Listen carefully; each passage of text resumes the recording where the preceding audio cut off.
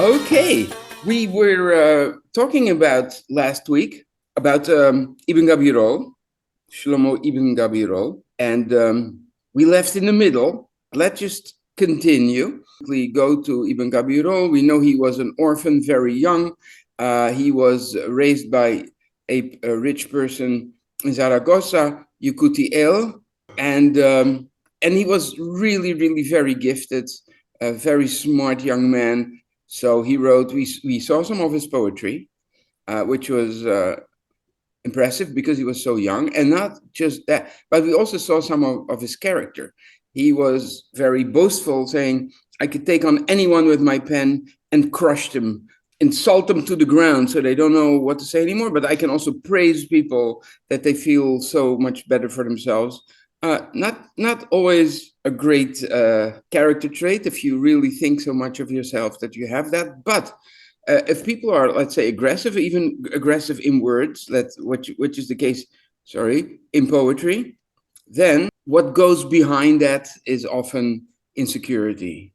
People, these things often go together, and we saw that too, because Ibn Gabirol not only was he an orphan, and orphans are often feel like they're second rank to the people that raise them. Not always, thank God, but sometimes. And also, he had this horrible condition, what they doctors think might be tuberculosis of the skin, an ailment that, thank God, we don't have anymore. Tuberculosis by itself is very, very rare. We can treat it. People don't die of it anymore. But of the skin, that's really, I don't think, occurs anywhere anymore in this world, and it's supposedly a very, very painful condition. So he was sickly. He felt he was ugly. Was that only because of this condition, or was he ugly even before? And he was, he didn't feel worthy. But so these things culminated within his character, personality, in anger, being angry, being frustration, insecurity, and these things. And that comes out in his writing. Well, one thing we saw about him when he was 17 years old, he wrote the famous Azharot that the Sephardi communities read on Shavuot, which is all the 613 commandments in rhyme, which is a great feat, a great thing for anyone, let alone for somebody who's 17 years old. I was just still, when I was 17 years old, I was still a larva, but he already had come out of his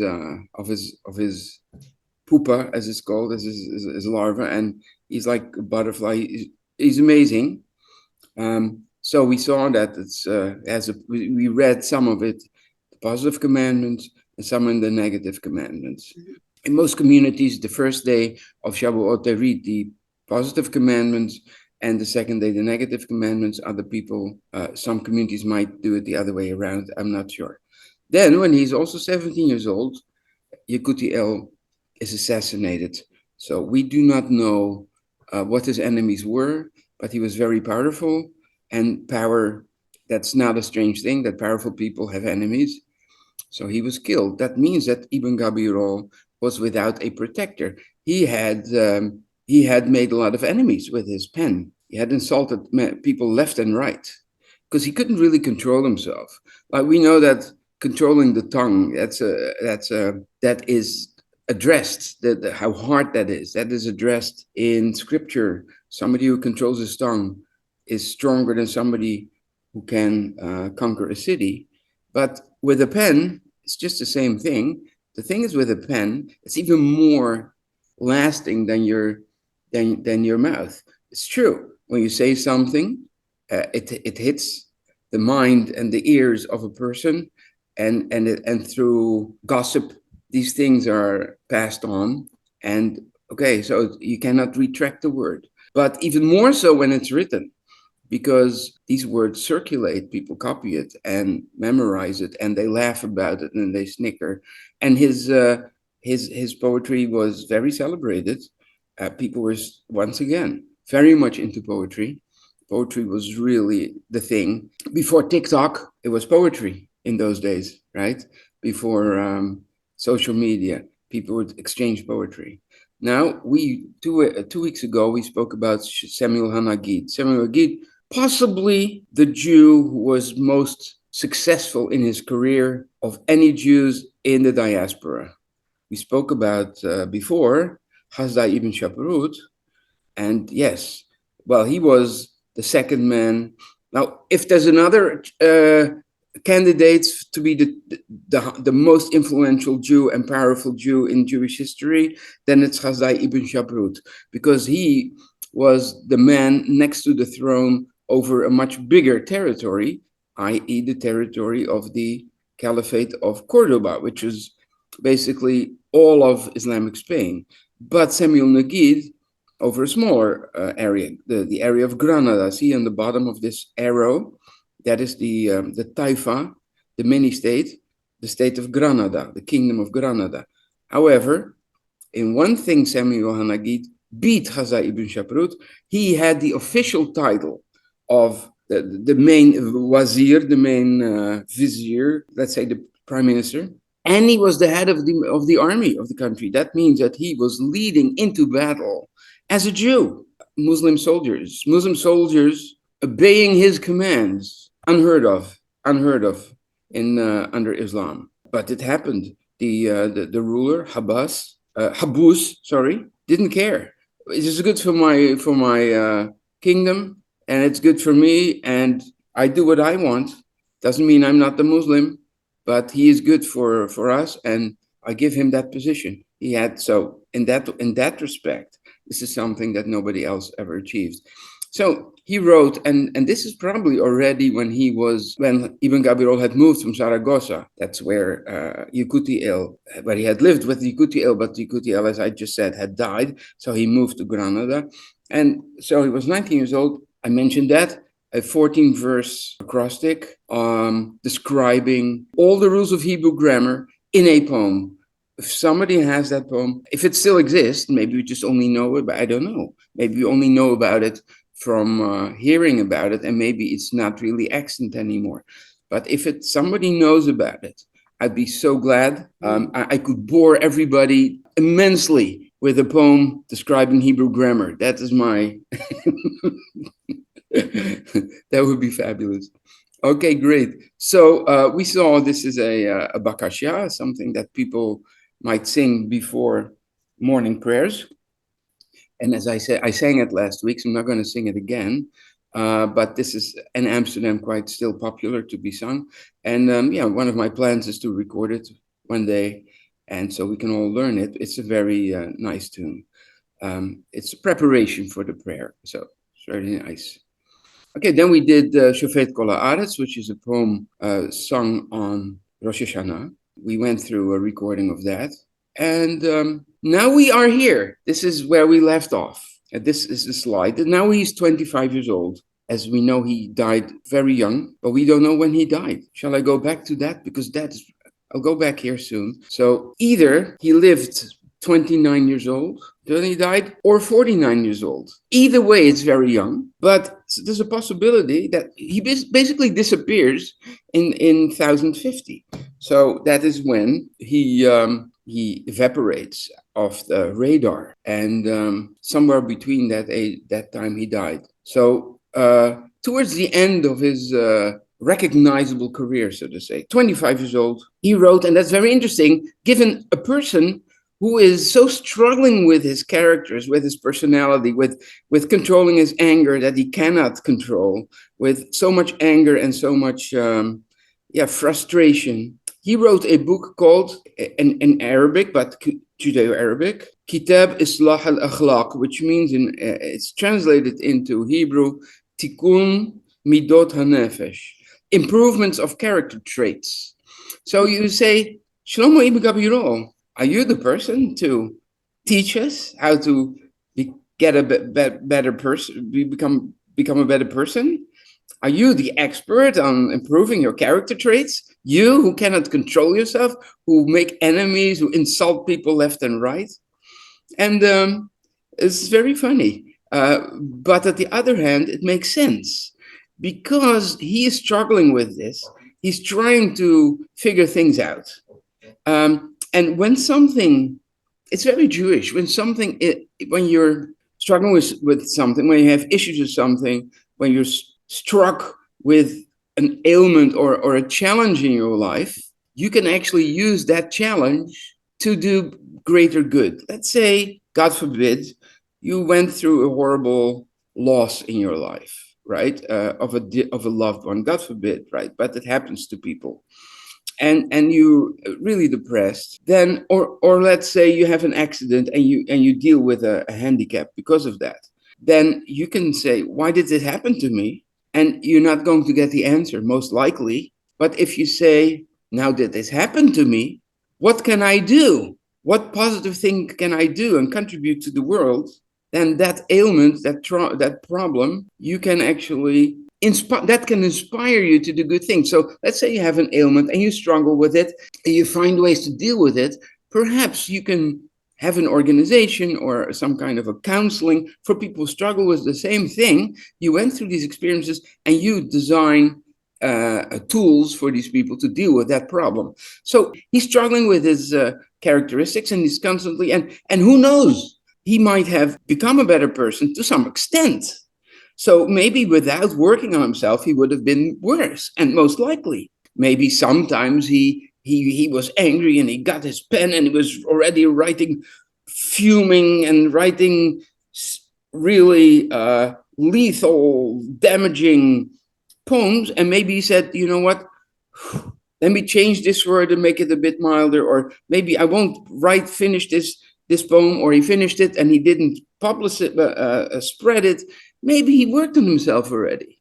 And even though he didn't totally change, he couldn't, people cannot exchange their personality for another one, just like an old coat for a new coat. It doesn't work that way. But he's obviously struggling with his character traits. And therefore, you see often that people maybe have psychological problems. And those are often the people who study psychology, because they want to figure things out. And at the same time that they work out themselves, they can also help other people. So this is what he does. And so what is really profound, and I'm sorry that I'm going into this, but it has, because it's not poetry, but it does have this whole issue of him struggling, reflects on his poetry too. So I think it's not totally off the mark to talk about this. But what's interesting, and you see that with several of his writings, and you see the bold text on the bottom of this slide. Remarkably, it says, he did not refer to religion at all in his book, nor in his next book, which we're going to talk about later. So he talks about how to work on your religion, but on your character traits, but he is not talking about religion. Doesn't say read the Psalms or stuff like that, because if you have a toolbox that is typically Jewish, then it would only be good for Jews to work on it. Or if you say you have to read the Quran for a Muslim, that everybody would discard it. He wrote it in a religiously neutral way, so to say, just only talking about like psychology as it was seen then. So let's read this slide. Maybe Vivian, would you like to read this slide? According to Ibn Gabirol, the senses are not the agents of our virtues or vices, but only the instruments. The senses are subject to the self and to our will. We should train our will to the right behavior and our soul to understanding itself. Yeah, there were still, and the senses don't do much. It's just our will. This sounds like very obvious, or perhaps not. I mean, maybe we moved on to say really our will is also formed by other driving forces. Okay, that is also true. So it doesn't get there. They have to go much further into history later. Spinoza addresses that. But what he does is that he at least says that our senses are not the cause of what we do. And that is something that is, for his days, a radical thing, because people would say, "Oh, my eyes are enticing me." Because let's say in the New Testament, for instance, Jesus said, "If your eye tempts you to sin, pull out your eye, because it's better that you go into heaven with one eye than to hell with two eyes." Okay, so what does that mean? That only this eye is enticing me, and then I pull out this eye, that's the bad eye, the Ein Hara, the evil eye. So now I have the other eye, and that's a good eye that doesn't do. No, the other eye is going to do the same thing. You're going to be blind. And of course, as a Christian, if you're a Christian, you could say this is metaphorically. Take away those things that that tempt you. Remove them from your life. But there's still people who think that. So in the Arabic world, people get angry sometimes, and I'm not saying all Muslims and all countries and stuff, but in countries like Iran, people get angry at women for exposing their hair because they're enticing the men. But it's, and because I can't help my eye goes there, but it's your will that decides to stare at this woman's hair or shoulder or ankles, or whatever body parts. So the idea that your will, you should control your senses through your will, that is an interesting thought, especially in that day. Well, so I have a comment and a question. The Iran men, I think it's just power. I don't think we need to think that men are so weak that if they see hair, they get so enticed. But anyway, that's another story. But the question I have, because and it might be elementary, but since you said he never really wrote about God or religion and things like that, isn't this the essence of at least Sephardic Judaism, to work on yourself on this earth? How you behave towards yourself, towards other people, towards... Yeah, I wouldn't say Sephardi. I would say Judaism in general. General, But, right. yes, of course. And also, and I realize that it's not fair to talk about Muslims when we have also these people in the Jewish community. Let's say when Suzanne was a teenager, she walked through Mea Sharim and she was spit on because of not wearing the right clothing. So that is, of course, the same mindset, right? So that wasn't fair to just think of other religions. You have to think about your own circles first. But yes, so that is the idea that my eyes, I cannot see these things, and take it away from me. But so this is it would be a topic on itself, and it's not really poetry. So I think we should move on to this. But and then there's another thing. It's also not poetry, but Fons Vitae. That's because that is how it was known. Fountain of Life, Makor Hayim. In Arabic, actually, Haud al Haya. He wrote it in Arabic, and which is interesting, just to mention it, is that he wrote Haud al Haya, the Fountain of Life, as a philosophical work. It was translated into Latin under Fons Vitae, and nobody for many centuries. And Alicia mentioned that before, so she's familiar with this story. But people did not know who it was, because his name, Ibn Gabirol, was translated as Avisebron. And nobody knew who that was. They thought maybe he was a Muslim, a Christian. Why? Once again, because he wrote philosophy totally detached from religion. Philosophy, in his opinion, should be based on reason alone and leave religion out of it. Religion is a spiritual path, is a path of connecting to God and other things. But philosophy is the love of wisdom, that you can come to knowledge and insights even without religion. That is the challenge. But then you can actually connect people from different religions based on the same insights. So for a long time, people didn't know. And then they found eventually a little Hebrew translation of a small part of it. And then somebody discovered in the 19th century, oh, this is the same as Fons Vitae. Then they found out that it was Ibn Gabirol who wrote Fons Vitae. I believe it's a French Rabbi Monk, who discovered that. Oh, yeah? Yeah. Ah, I have the book somewhere. Uh-huh. Try to look at it. But now we go to another piece, which is poetry, but it's also saturated with philosophy, which is Keter Malchut, the Royal Crown. And the Royal Crown, 40 stanzas. The Royal Crown is, by some people, read on Yom Kippur. I knew a Moroccan rabbi in our congregation who passed away since, but he, as a young child, they had to learn this by heart.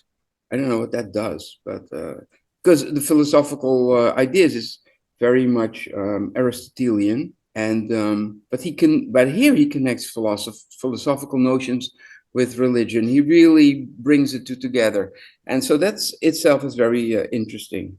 And I'm not gonna do the whole thing, but I have stanza 7 here. Alicia, would you like to read? You are the supreme light, and the eyes of the pure of soul shall behold you. But clouds of sin shall hide you from the eyes of sinners. You are the light hidden in this world and revealed in the higher world of beauty. On the mountain of the Lord it shall be seen. Is it kind of sang and answer, kind of a dialogue? I don't know. I don't think so. But look, that's how I wrote it. But it's because the blue is often a quote from the Bible. So Bahar Adonai Yira'eh, that is from the Akedah. And so I'm not sure if they are all quotes, but he likes to go back to phrases from the Bible. Yeah. Okay. So you are the eternal light, and the inward eye yearns for you and is astonished. She shall see but the utmost part of it, but not see it entirely. So this seems like a text quote from Moses when he wants to see God, but the she is now the soul, probably, or the eye, the inward eye. So here God is light, and is very much connected to Greek philosophy, I think, where light emanates and into, let's say, the sun emanates light, and the light emanates warmth, and the warmth enables life on this earth. So these are maybe about divine emanations that come from the supreme light. This requires a whole study in itself, but I love the language. It's really beautiful. I should have put in the Hebrew, which I didn't. That's because I prepared these slides for my students at Hunter, and of course they're not supposed to know Hebrew, or not expected to know Hebrew, I should say. My God, I know that those who plead to you for grace and mercy need that all their deeds should go before and wait for them at heaven's door. But I have no good deeds to bring, no righteousness for offering, no service for my Lord and King. Right. So this is very religious. This is not very philosophical, but it means that he's lowering himself, which is very appropriate for Yom Kippur, saying our deeds should go before us, meaning our good deeds should actually enable heaven's door to open. But I don't have much good deeds. And he's not saying it because he is such a bad person. This is in general. It's sometimes good to be humble and not say, especially when you ask for forgiveness, don't say to God, you know what, I'm not a bad person. I did this and this and this. So anything I might have done wrong, I'm entitled to forgiveness. And just be humble and say, I did probably could have done more, and is not so much that really makes an impact. Although that might not be true, but there's a time for being proud and being confident, and there's a time for being humble. Okay, we'll continue maybe with Herb. Yet do not hide from me your face, nor cast me out far from your grace. But when you command my life to cease, or may you lead me forth in peace to the world to come to dwell among your pious ones who tell your inexhaustible glories. Yeah, so this is the desire to be close to this light and to this divine peace, and to be accepted. It's a very nice way to say the things that we do say on Yom Kippur, but very poetic. Maybe continue. There let my portion be with those who in eternal life arose, to purify my heart there right, in your light to see the light. Raise me from the deepest depths to share endless joys of praise and prayer, that I may evermore declare that though you are angered, Lord, my praise I give to thee, for now your wrath is past, and you do comfort me. Yeah. So God is only angry for a moment, but his mercy lasts forever, says the Psalms, and he takes that. He incorporates that notion, at least in the Psalms, by saying, I turn myself to you. I am, even though I might be angry and I might be vengeful in this, but I struggle with myself. I do turn to you, and you might not be always happy with what I do, but I know that you are a merciful God. It's very beautiful in a way, especially when I never could understand why God needs our endless praise. I don't know where that comes from. You know, it's like it's like praising a machine or a car. That's the really great car. I mean, it doesn't make any sense. Most of our prayers are praising God endlessly. He's wonderful. He's this. He's that. He's the greatest. He rules over all the other gods. There's something wrong with to me with that whole concept that God needs our praise. You know, like a human being that you can't say enough to him. And you know, Herb, my son tells, wow, what an ego had this God. that's correct. Herb, I think this is the first time I disagree with you. Okay.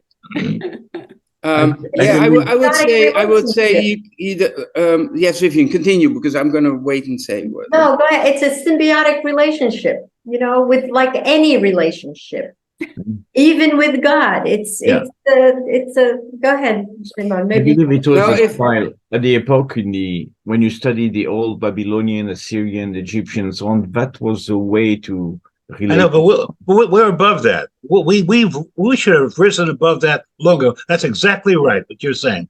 It's a pagan way of dealing with the idol, of dealing with the God who's going to do something for me. Because I praise him, so he should in turn do a wonderful thing to me. but we see from the Torah, from the very beginning, that he smiles at his people, knowing better than him in some way. So it's a symbiotic relationship. It's not. I would say that. No, you don't find that in Torah. Torah does not show you that kind of praise, that kind of talk. That comes. I don't know. It comes much later. It does not come in Torah. But that's the look, people who are saying this. I would say that what is praise? Praise is an expression of a feeling inside. So if you feel grateful about life and about every breath we can take, if you really incorporate your gratefulness and you know this comes from God, I think that counts as praise. And so I think we should be appreciative of our life, that we every moment without if you can. And it would be a great, because you become a happier person if you say this is, now I look out of the window, it's gray, and I can say it's a horrible day, yucky weather, yeah. But I could say, well, the seasons are there. The rain is falling down. The farmers must be happy. Luckily, we're going to have produce because the world needs it. It's all wonderful, and I feel grateful for that, and I feel grateful that I have a roof above my head, so I'm not wet, but only the plants. There's so many things to be grateful for. That, even though I don't say it, but if I believe that, if I have the awareness that this is the grace of God, I think that counts as a prayer, and I'll be a happier person. I wouldn't be really unhappy with the world around me, but I would be, in a better place. And then he raises you from the deepest depth to share endless joys of praise and prayer. Because not that we have to, like, oh gosh, I have to praise again. There we go again. No, it's just, this is an awareness, perhaps.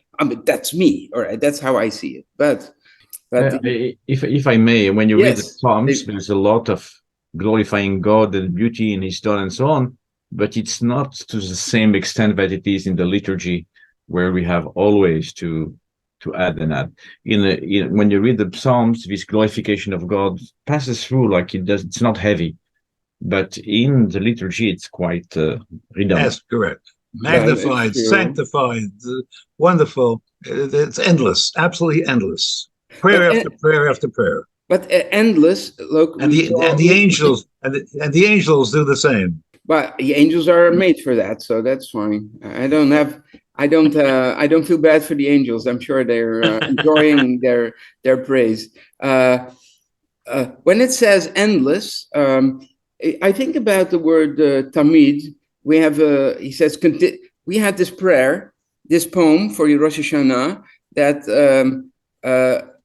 Olat HaBoker, Asher Olat HaTamid, the burnt offering, which is continuous offering. Now, the word continuous in Hebrew, tamid, basically just means it keeps coming up. It doesn't mean it's without interruption. It is like every day is tamid. It doesn't mean all day long. So when he says endless joy, praise, and prayer, it probably means that whenever we think about it, we're grateful and we say, "Thank you, God.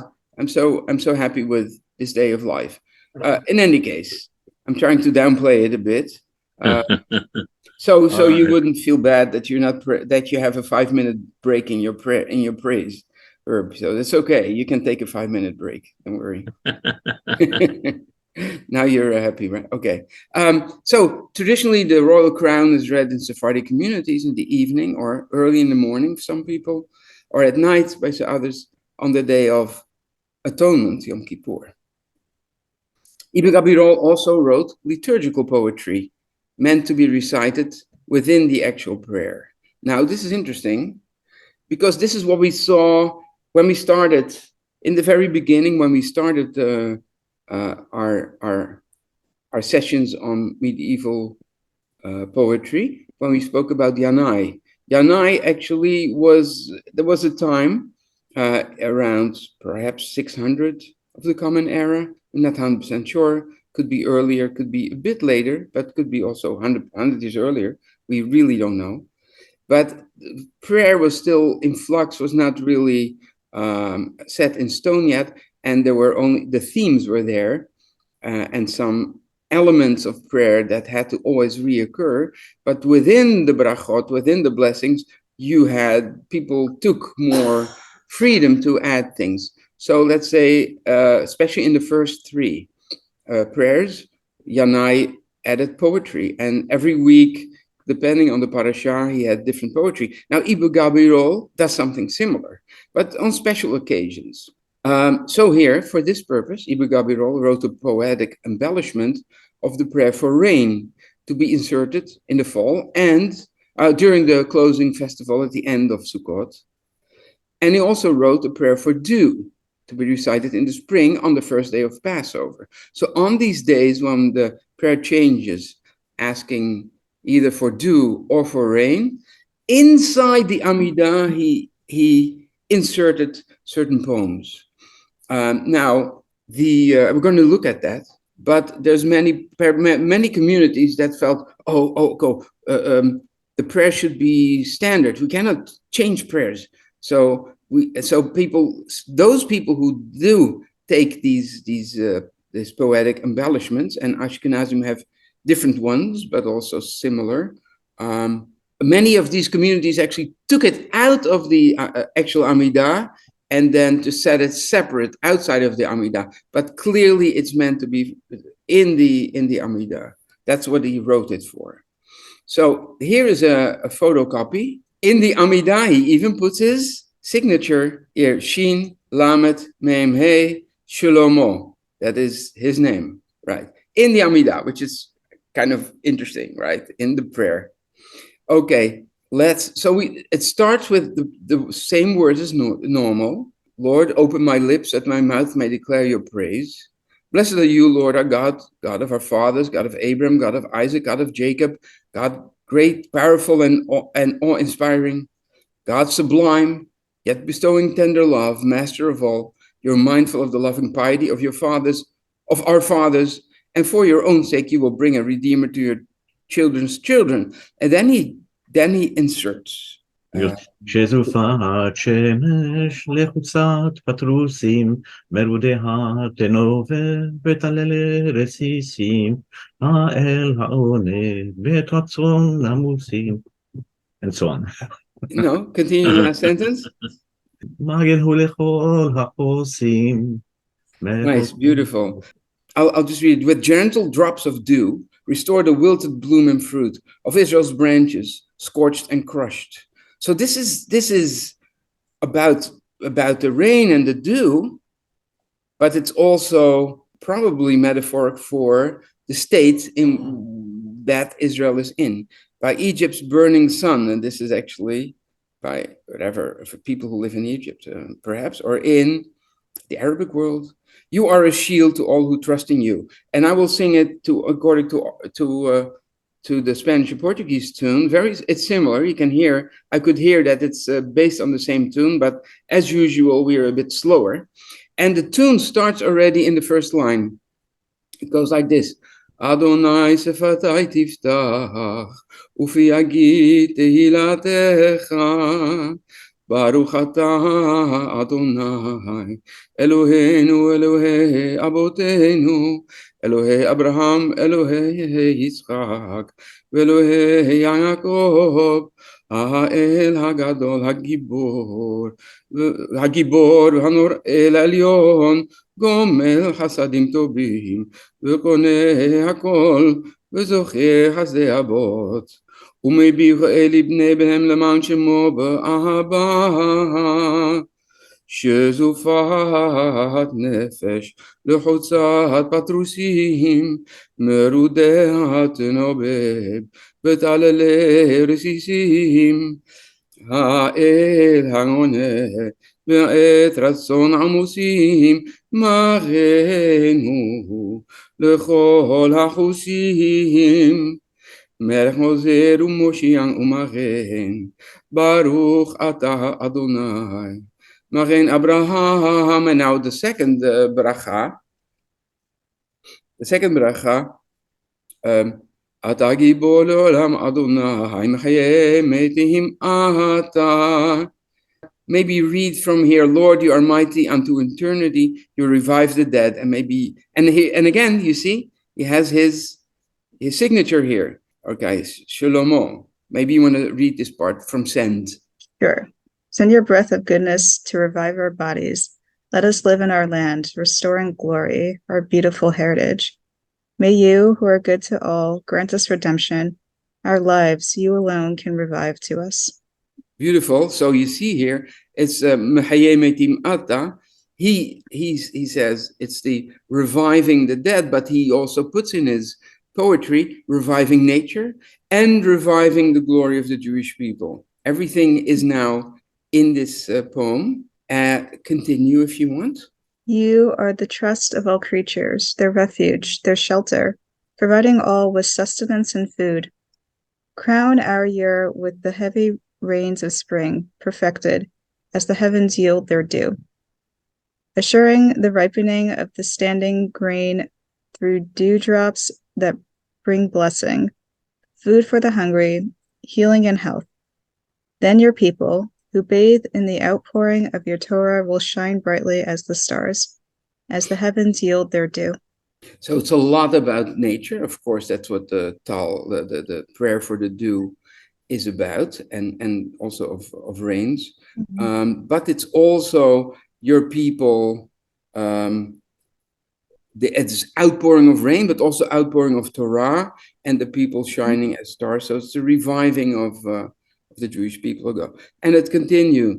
שלח רוחך הטוב לחיות, גביינו לקטמותה תשיב, נחלת צביינו, ממך הטוב לכל, יימצא פתיינו, הלא אתה תשוב תחיינו, מבטח כל היצור, ומעוזם וסילם, המכין טרף ומזון לכולם, שנתנו תעטר, באב מלקוש ותושלם, והשמיים ייתנו תעלם, ראה כמה למלות, בברשישי ברכה, לחם לאוכל, ומרפא וארוחה,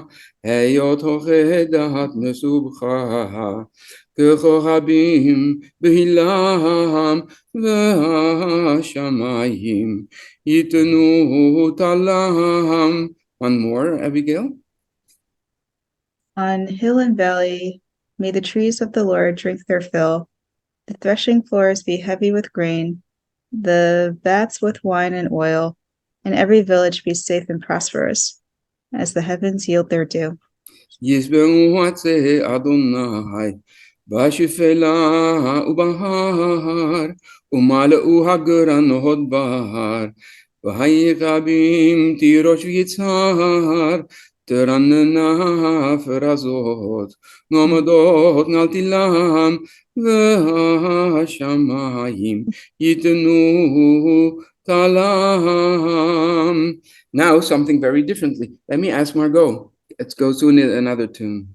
Oh my God, you regard my speech and you choose the songs that you have said in my mouth, songs more precious to me than great riches. From my earliest days, you have guided my steps before you and endowed me with voice to call on you without fail. You cleanse my nature as pure white wool, so that the heart that you have set within me should not tremble and waver. Now and in the days to come, be my refuge, as in days gone by. For you, O God, are my shield. Do not delay. So the shield is the theme, because it's Magen Abraham. Actually, that was of the last one, of the first bracha, but he brings it back. So what is your tune there, David? Do you have the same tune? לשוני כוננת אלוהי ותבחר בשירים ששמת בפי טוב ממסתר והשמיים יצא. We go to a different tune here. I have to get the right point.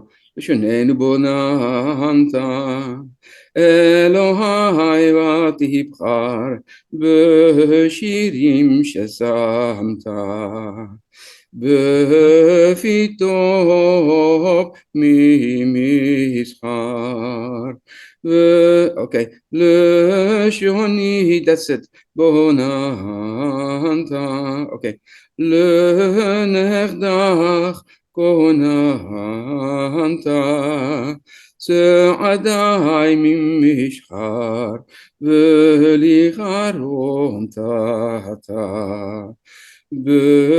בקוראי לא ניחר, ויצרי הלבנת, כמו צמר שחר, ולכן לא שתה. לבבי בשכר, היה סתרי אתה, כאתמול ולמחר, ומכיני אתה. Elohai, and then the Chazan repeats it, and at the end is Elohai, al tachar. It's probably a bit off tune. Now this is a really interesting, because it goes into a whole different tune. But I'm going to ask Eliezer to read this English. Go in peace, O rain, and come in peace, O dew, for your almighty Savior, who sends down the dew. I will do to you my song and set forth my prayer. I will clearly chant to the rock of my salvation. May my hymns to you today drip down like dew, for you, a mighty Savior, who sends down the dew. You, whose glorious and divine name dwells amidst your people. Let the angels, Michael, rise up, and you be our Redeemer today. For you have said, I shall be to Israel as dew, for your mighty Savior who sends down the dew. And so the melody is very different here. It reminds of Hatikva. Lech shalom geshem ubol shalom tal kirab lehoshia umorid hatal ashir shirati ve'asihim dibrati ve'achbira sefati letzur yeshuati biyom imrati tizal katal kirab lehoshia umorid hatal כשם כבודך האל שוכן בתוך עמאל ותעמיד מיכאל ותהיה לו לגואל היום לישראל אהיה חתל כי רב להושיע ומוריד הטל. Nice, right? I mean, I find it nice. And then it goes Eloheinu Elohotenu. Maybe you're going to read this one too, Eliezer. Okay. God and God of our fathers, with the dewdrops of light, enlighten the land. With the dewdrops of blessing, bless the land. With the dewdrops of joy, rejoice the land. With the dewdrops of gladness, gladden the land. With the dewdrops of glory, glorify the land. With timely dewdrops, give the land timely harvest. With the dewdrops of song, let the land sing out. With the dewdrops of life, revive the land. With the dewdrops of goodness, be good to the land.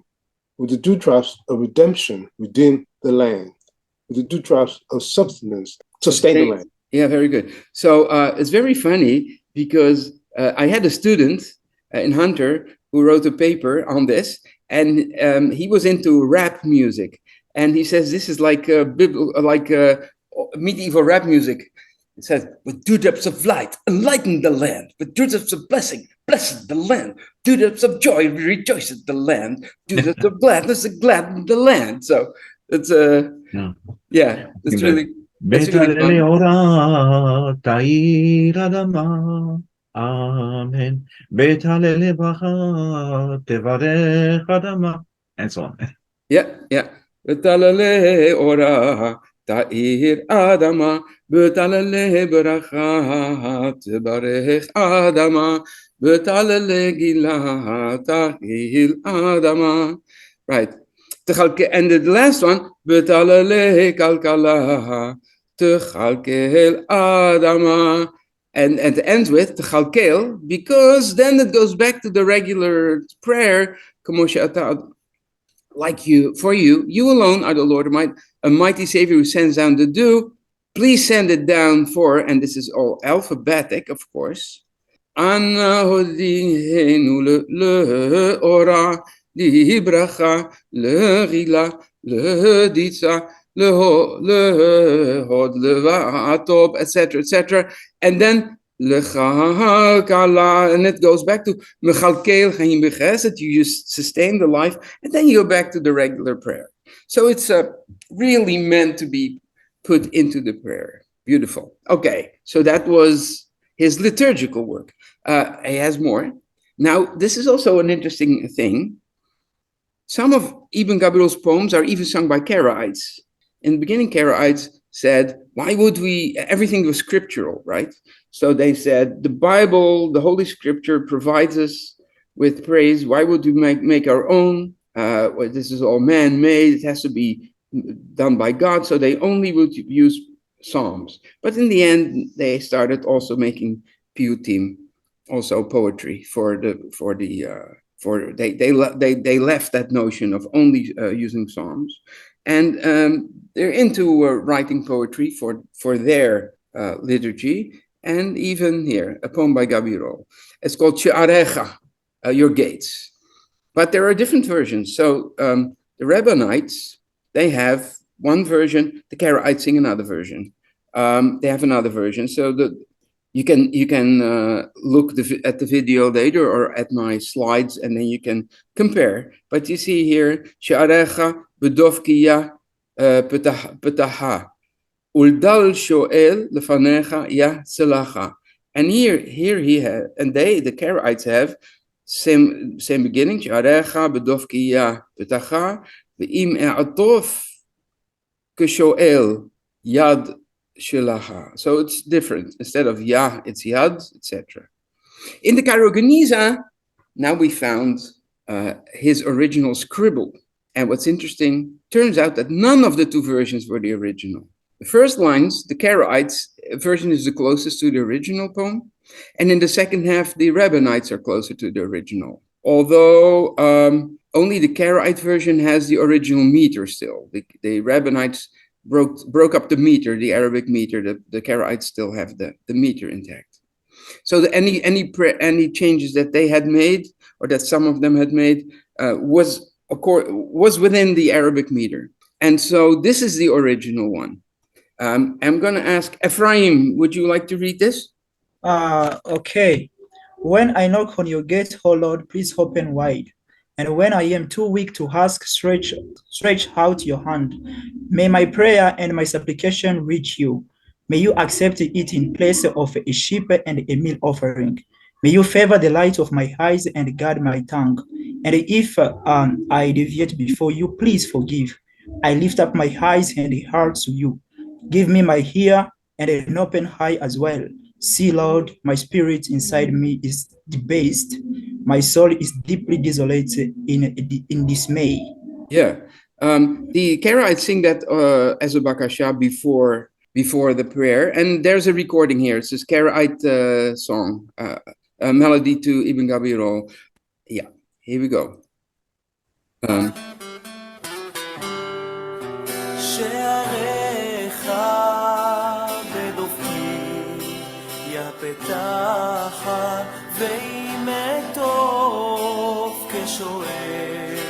יד שלך לך תבוא תפילתי בשבי מקום כבש ויסרון למנחה מאוד. So what you hear is a bit different from the text here and there, because I put the original text from the Cairo Geniza up here, but you're hearing the Karaite version. ושמור לבבי נטה אוזן וגם עין פקח הרים אותי לך עיניי וליבי ואם אשגה לפניך סלחה וירא ויאמר מה נורא המקום הזה אין זה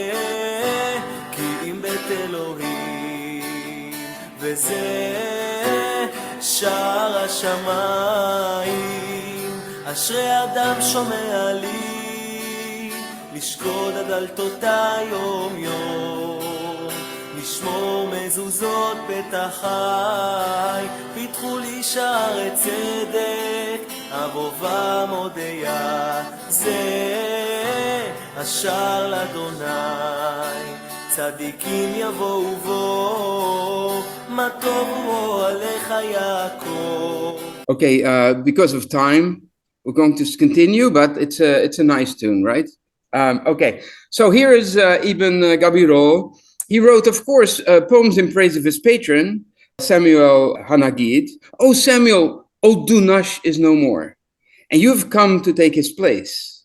Yesterday he was our man, today you have become our he. If he were living, we would seize him, bore his ear, make him your slave. Wow, that is quite something. Meaning that Dunash ibn Labrat is less than Samuel Hanagid. Did you fill yourself with wisdom from the tree the Lord forbade? In his garden east of Eden, so that sated with its richness you could find the skill to write? Because Dunash was a gifted poet in his own right. Here's another one. We were drinking wine while lightning danced, banishing the darkness from my home by strewing it with jaspers and with sapphires and scattering afar all thoughts of sleep. It boasted of its sheets of gold, competing with the cloud that gets its golden necklace from my house. A very, very flowery language, very beautiful. The rain was cold as snow on Mount Hermon, as cool as Samuel Hanagid's poetry. And cool is not a bad thing in the Middle East. Cool means refreshing, right? So he praised Samuel Hanagid, his patron.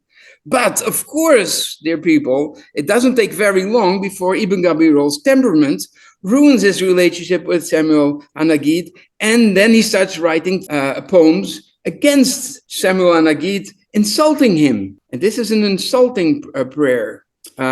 Vigorous is your poem, impressive in its wording and its matter. We liked it so much, we sent it by a messenger to Egypt and gave it to those jolly drinkers who bellow it amidst their cups, had it engraved on their shields of warriors and fighting men. Woe betide the fallen poem, verses irredeemable by a man who chases wind, his belly full of vapor. Truly, every substance seeks its own, and each kind reverts to its kind. Meaning, this impressive is cynical. It's like it's good for people who are drunks. It's so shallow, and of course, every substance seeks its own. Meaning, his poem shows who he is himself. Moses ibn Ezra wrote about him. His irritable temperament dominated his intellect, meaning his intellect could not get the upper hand of his temperament. He couldn't control the demon that was inside himself. He often ridiculed the great, shooting at them salvos of mockery and sarcasm. And he is sometimes called a vulture in a cage. Moses ibn Ezra, he's the one who wrote El Nora Alila. After Ibn Gabirol fell out of favor with Samuel Hanagid, he wanders from place to place. We're not 100%. He go to Valencia, and then he left, and we're not sure where he went. He seems to have been in Valencia for a bit. But he had enemies everywhere who all were vengeful of him. And he had no powerful patron anymore because he ruined that. Now, a few more slides. Back to Granada. After Samuel the Nagid died, his son Joseph Yusuf became the Grand Vizier in his place. It created much envy among the Muslims and anti-Jewish sentiments. Especially the scholar Ibn Hazm was an influential instigator. Ibn Hazm is considered a scholar of Islamic law, and he still studied. He wrote, "The king should stay away from those impure, evil-smelling, unclean people," meaning the Jews, "upon whom God has inflicted curses and maledictions." Ibn Hazm's friend wrote, "Because of the Nagid, the Jews have become great and proud and arrogant. They are among the most dishonorable. How many worthy Muslims humbly obey this vilest ape." Abu Ishaq also wrote a poem, "Do not consider it a breach of faith to kill them. The breach of faith would be to let them carry on. They have violated our covenant with them. So how can you be guilty against the violators?" Meaning, Jews have a right to live in safety only if they accept the laws of the conditions of Omar, the Pact of Omar, which means that they will not be in higher places than others, and they should keep a lot of laws, and they've broken that. So now they're free for the taking. They're not protected. You can kill them. How can they have any pact when we are under the table and they are prominent? Now we are humbled beside them, as if we are wrong and they are right. It should be that the right people who God chooses should have the upper hand. And now the Jews are so dominant and so successful, it looks like God is on their side. And this is something is intolerable. So on December 30, 1066, Joseph ibn Agrila, the Nagid, was killed by a mob, and his dead body was nailed, crucified against the city gate. On December 31, and the following days, the massacre went on throughout the Jewish community of Granada, a violent and abrupt end to the Jewish golden age in Al-Andalus. This is the end of the golden age. It only lasted a few generations. And so after this, it's over. Even in the time of, we're going to see Yehuda Halevi and Maimonides, that's not the golden age anymore. Even though the aftermath, the Jews still live somewhat in the same mindset to some extent, but the opportunities aren't there anymore.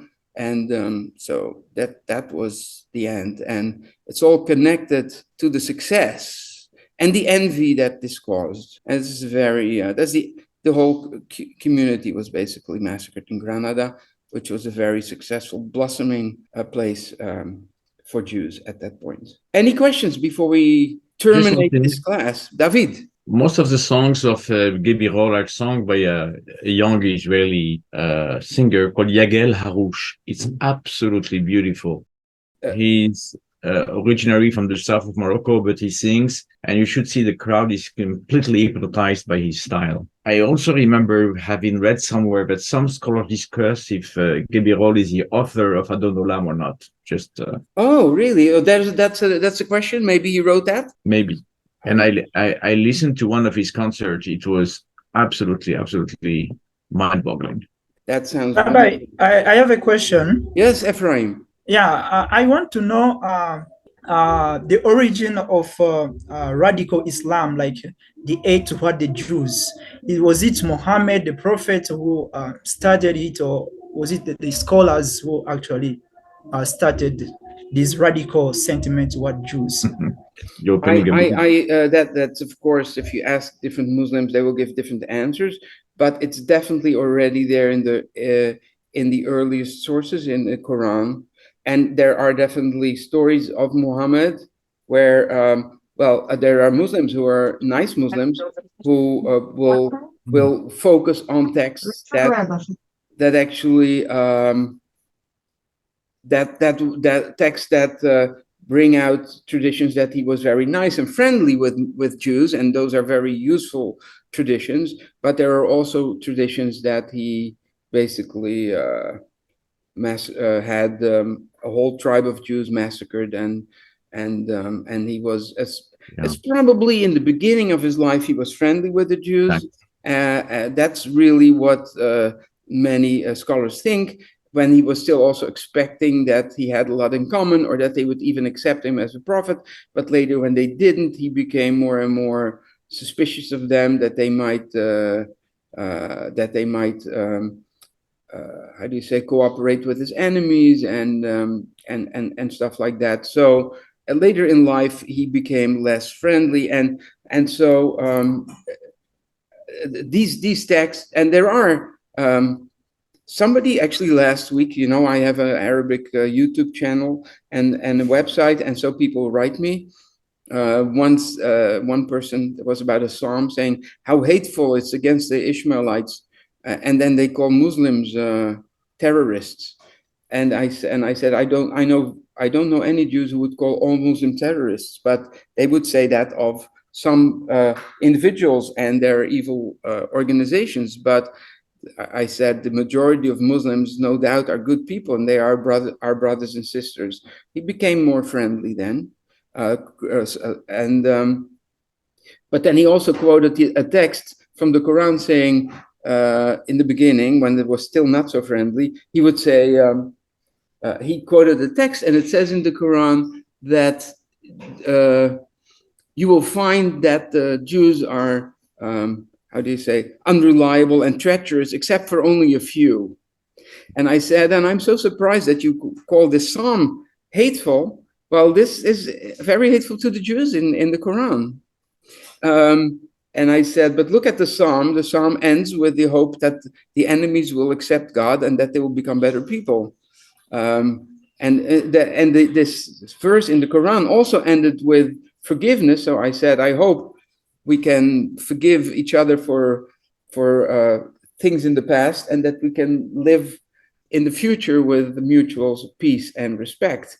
And then he actually he ended on a very positive note, thank God. But so these texts are in the Quran, and which are, of course, written or dictated by Muhammad. Of course, they say by God, but I hope not. That would not be good for us Jews. Rabbi, do they have any philosophical or any ethical scholarship on their writings? Yes, they have commentaries, and they have now philosophy was very prominent at the same time that Judaism started its philosophy. but then there were periods that philosophy was forbidden.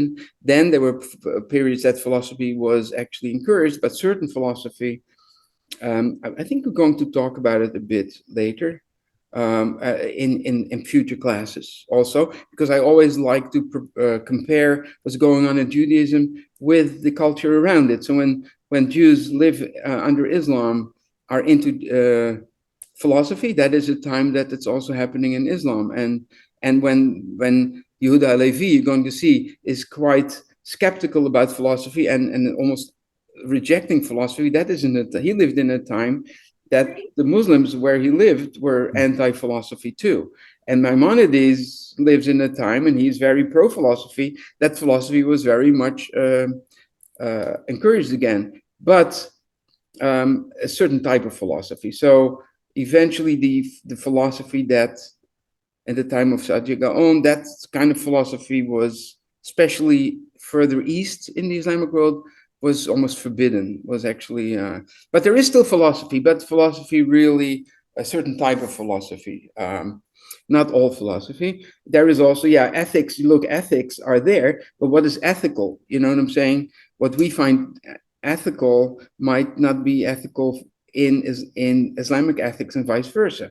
So, so that is a study in itself. There is an idea of ethics, but if your ethics is to stone an adulterer, which appears in the Quran probably too, or we dealt with it in a way that we never have this anymore, because in Judaism it's more like a theoretical thing that you should know if you commit something that this is really what you deserve. But in terms of how to prove that somebody is guilty, it's formulated in a way that this is practically impossible to ever prove that somebody is an adulterer. So in practice, it doesn't happen. And there's a number of things. Let's say, for instance, one, in Judaism, you cannot, if you say, I did this and that, and you admit yourself, that's not proof in Judaism, because nobody can actually accuse himself. That is not proof. In Islam, it can. If you say, I did it, okay, we have the proof. You can be killed, which opens the door to torture, because you can torture somebody until they confess. So in Judaism, that would make no sense, because if he confesses, it's invalid anyway. So there's different, the ideas of ethics are different. Of course, every religion has a sense of ethics, but what is ethical, that depends from religion to religion and from system to system. And even within a religion, you have sometimes different subgroups that define these things differently. But yeah, they have that kind of literature for sure. Yeah. Thank you. I think it's time to stop, but if there's other questions, for sure. I wish everybody a wonderful week, and I hope to meet you again next week, and then we'll go to a whole different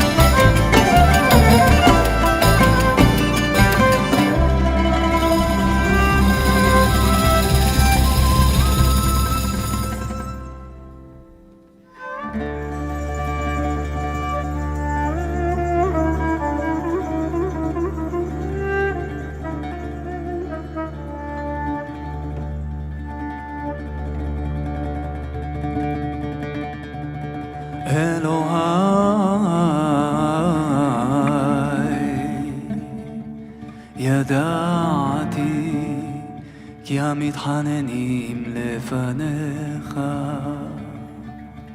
יליצו עליהם מעשים טובים אשר הקדימו או צדקותיהם אשר הרימו ואני אין בי מעשים כי אני נעור וריק כגפן בוקר לא צדק ולא חושב לא חסד ולא יושר לא תפילה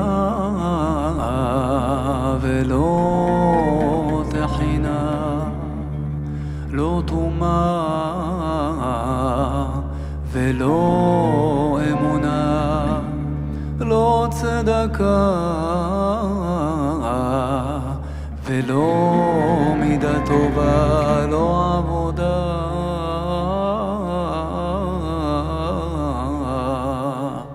ולא תשובה יהי רצון מלפניך אדוני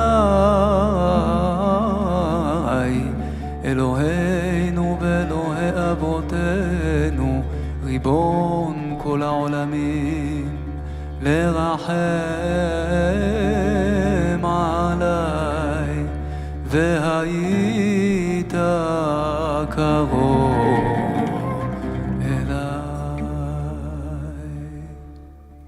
לפוקדני בפקודת רצונך ולשאת אליי אור פניך ולהמציאני חינך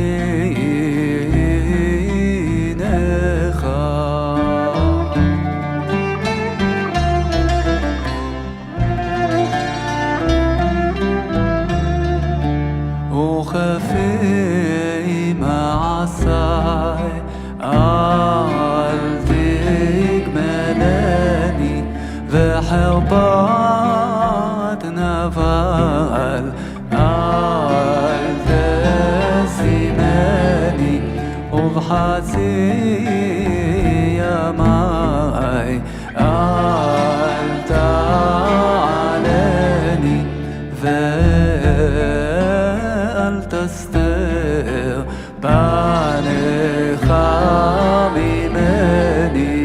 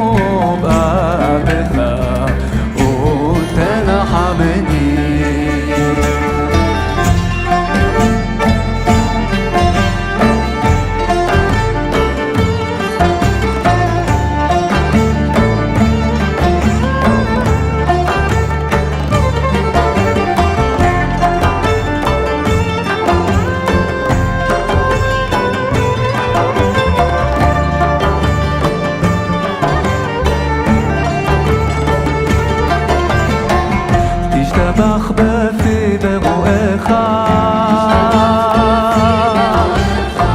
תתקדש בפי מקדישך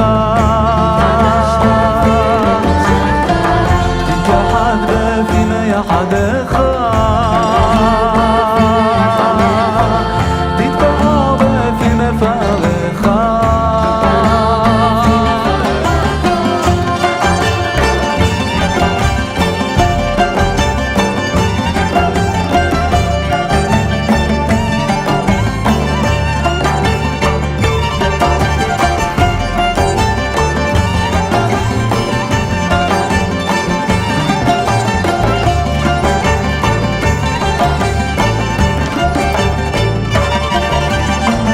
תשתבח בפי ברואיך תתקדש בפי מקדישך תתייחד בפי מייחדך